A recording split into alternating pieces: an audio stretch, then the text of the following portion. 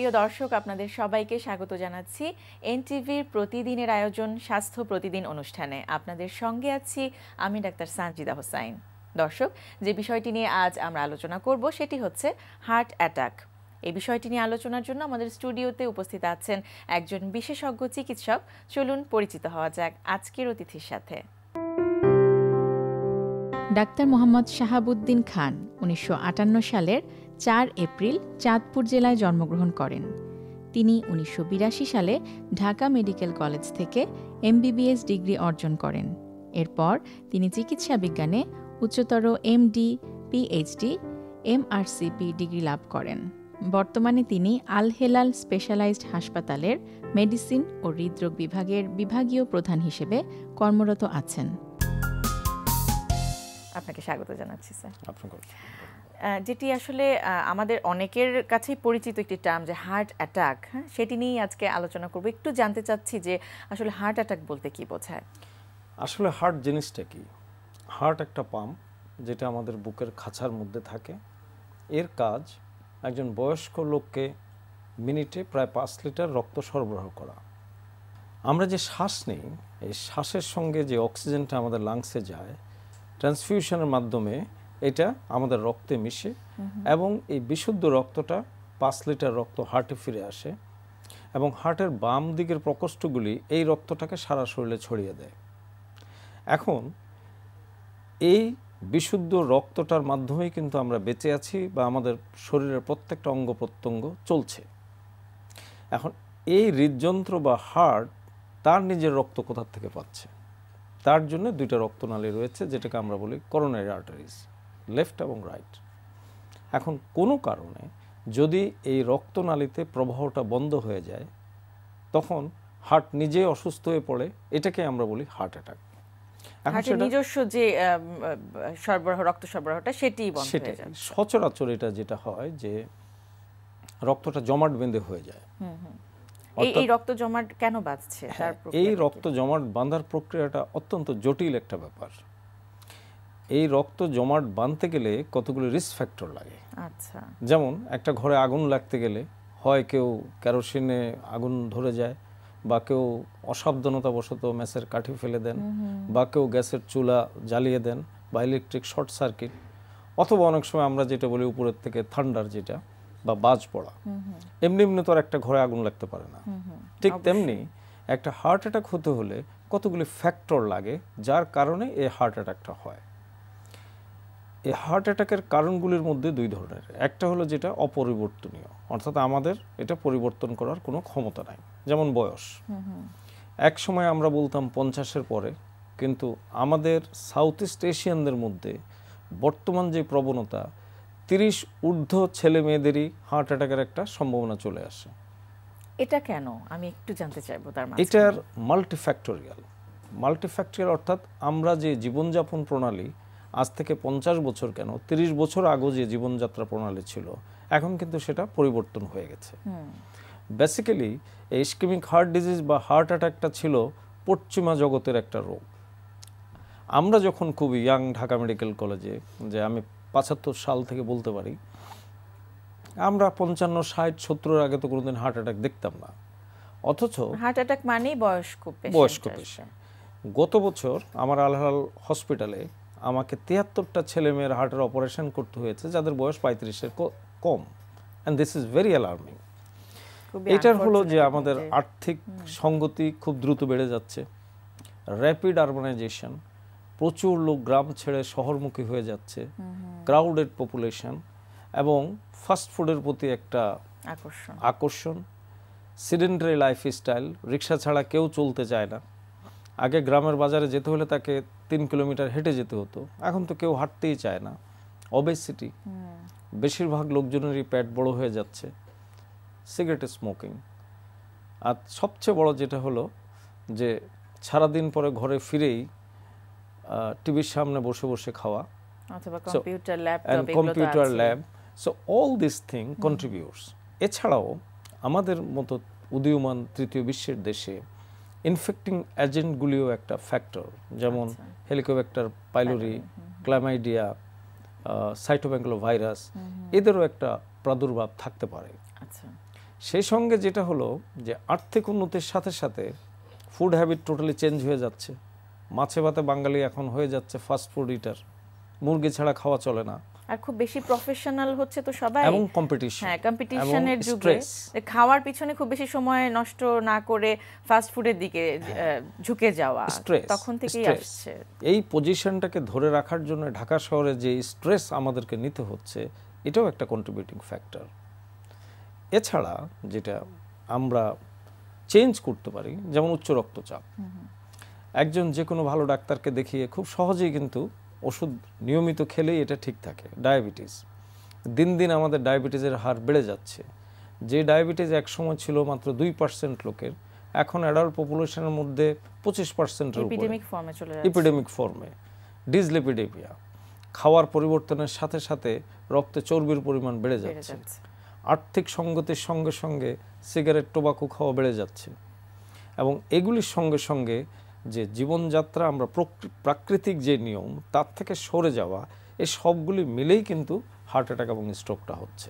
এবং এই সময়টাতে যে আপনি যেটি বলছিলেন যে একটা সময় আপনি দেখতেন যে 50 ঊর্ধ্ব বা 60 ঊর্ধ্ব লোকজন আসছে হার্ট অ্যাটাক নিয়ে, কিন্তু এখন কিন্তু ইয়াং জেনারেশন। হ্যাঁ, এবং এই জিনিসটা শুধু যে বাংলাদেশে তা না, সমগ্র দক্ষিণ পূর্ব এশিয়াতেই। এবং আমরা এটাকে ইদানিং নাম দিয়েছি যে ম্যালিগন্যান্ট করোনারি আর্টারি ডিজিজ।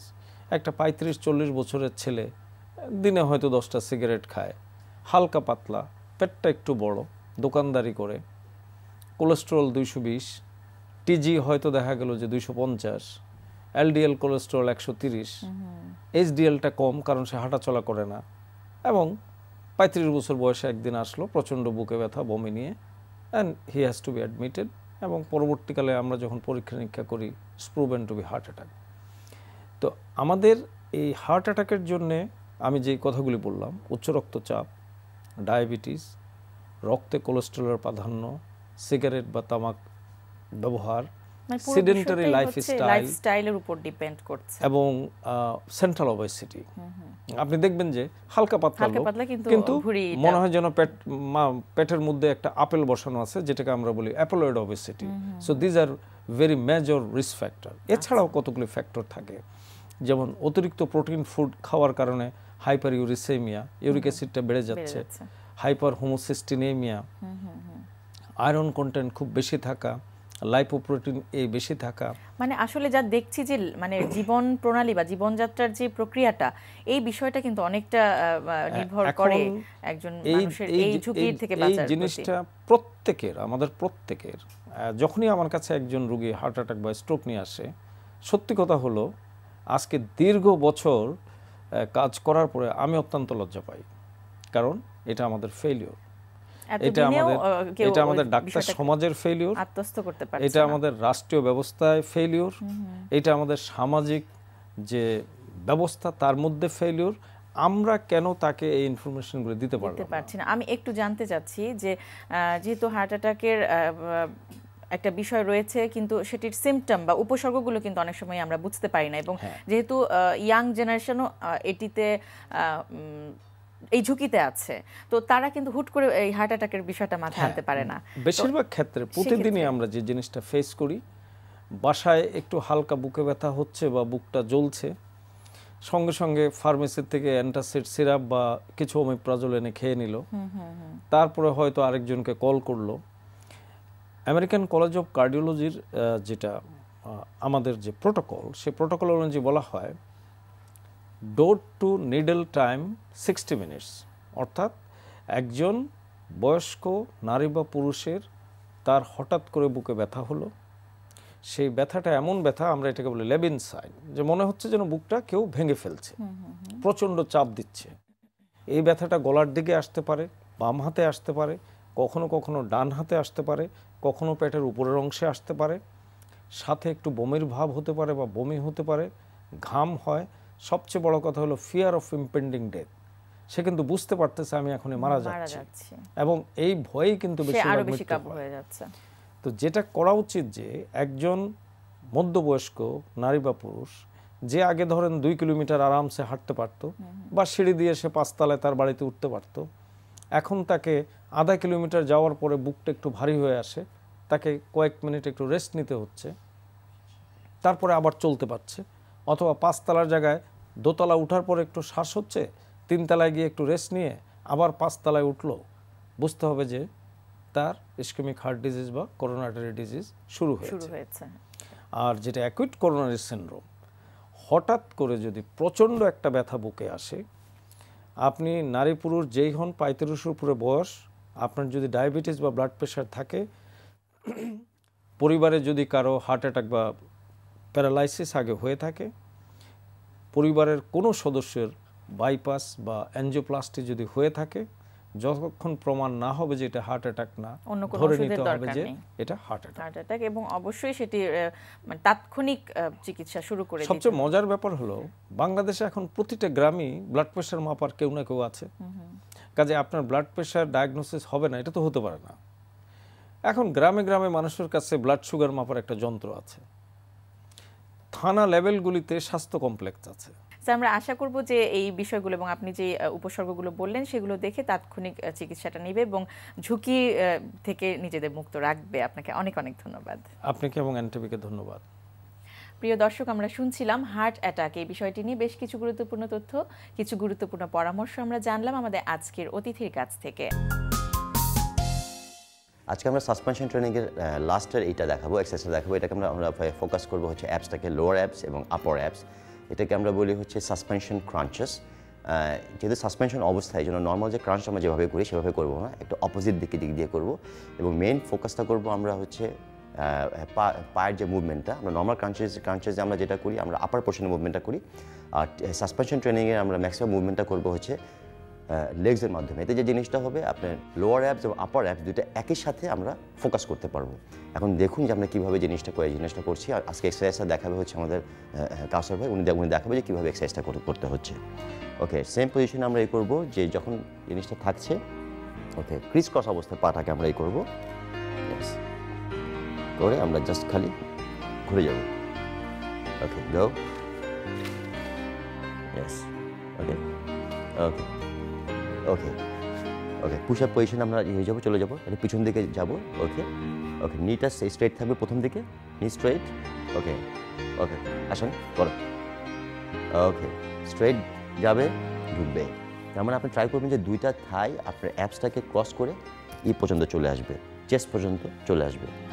ওকে, এবং যখন আমি এটা করছি, যখন আনবো ভিতরের দিকে তখন ব্রিথ আউট, এবং যখন পাটাকে এক্সটেন্ড করবো তখন হচ্ছে ব্রিথ ইন। এটা যে জিনিসটা হচ্ছে আমরা দেখেন, আপনি বলেছিলেন যে প্ল্যাঙ্কিং মোশনে আমরা আছি, মানে পুশ আপ প্ল্যাঙ্ক যেটাকে বলি আমি, প্ল্যাঙ্কিং পজিশনে আছি, সিটেড নি রেজে যে মোশনটা করছি সেই জিনিসটা করছি, এবং একই সাথে এটা করার সময় যেটা হচ্ছে আপার বডি কিছুটা স্কুইজ হচ্ছে, এই জন্য আমরা ক্রাঞ্চেসের এটা হচ্ছে, মানে বেনিফিটটা আমরা পাচ্ছি। ওকে, স্টপ। ওকে, এতে যে জিনিসটা হচ্ছে আপনার এইখান থেকে শুরু করে, মানে আপার থেকে শুরু করে লোয়ার প্রত্যেকটা জায়গায় কিন্তু আইসোলেশন হচ্ছে, এবং প্ল্যাঙ্কিং অবস্থায় যে বেনিফিটটা আমরা পাচ্ছি এর সাথে আমরা যে অবলিক্সের যে মাসেলগুলো আছে সেই মাসেলগুলো কিন্তু টোন আপ হচ্ছে। যে আমরা বলতে পারছি যে সাসপেনশন যে ক্রাঞ্চেস, এই ক্রাঞ্চেসের মাধ্যমে আপনার অ্যাবসের টোটাল যে অ্যাবসের মাসেলগুলো থাকে প্রত্যেকটা মাসেল অ্যাক্টিভেট হচ্ছে।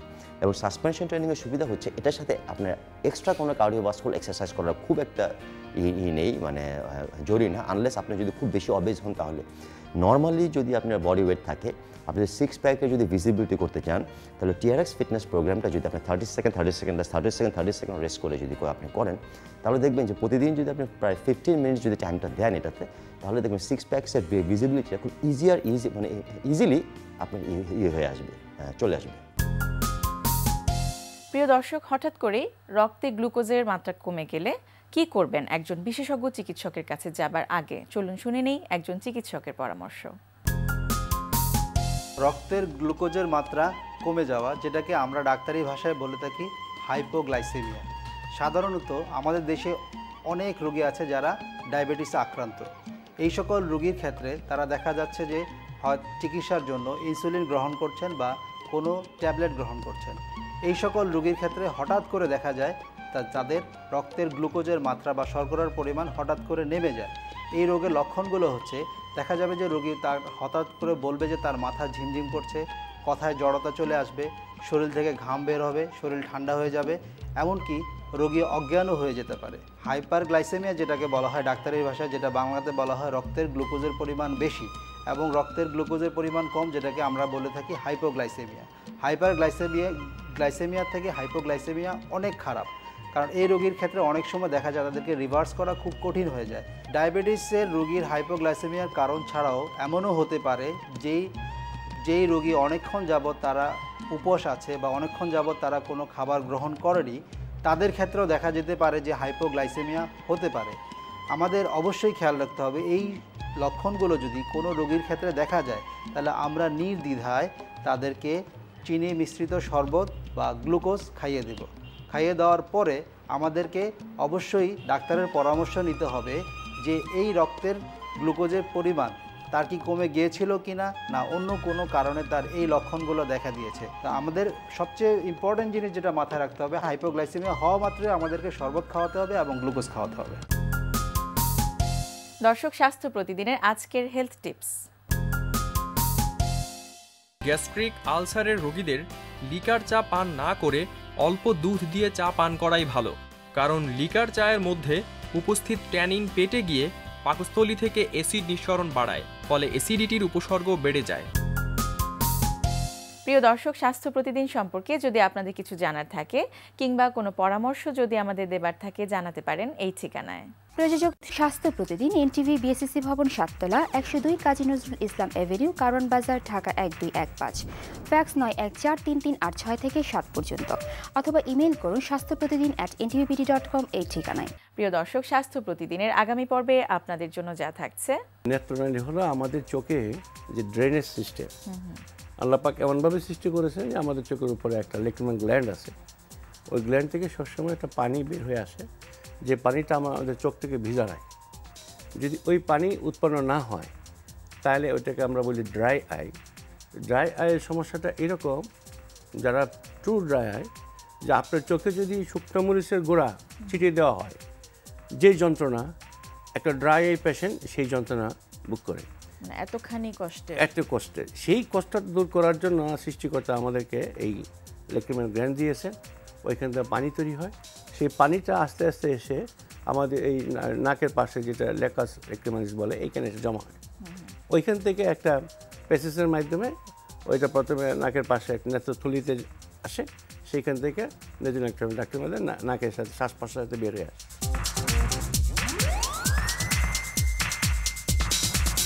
দর্শক, বিশ্বের যে কোনো প্রান্ত থেকে যে কোনো সময় এনটিভিতে সম্প্রচারিত আপনাদের পছন্দের অনুষ্ঠান স্বাস্থ্য প্রতিদিন দেখতে চাইলে ভিজিট করুন আমাদের পূর্ণাঙ্গ ওয়েব পোর্টাল www.ntvbd.com। আজ এ পর্যন্তই। সবাই ভালো থাকুন, সুস্থ থাকুন। আগামীকাল আবারও দেখা হবে ঠিক একই সময় এনটিভির পর্দায়।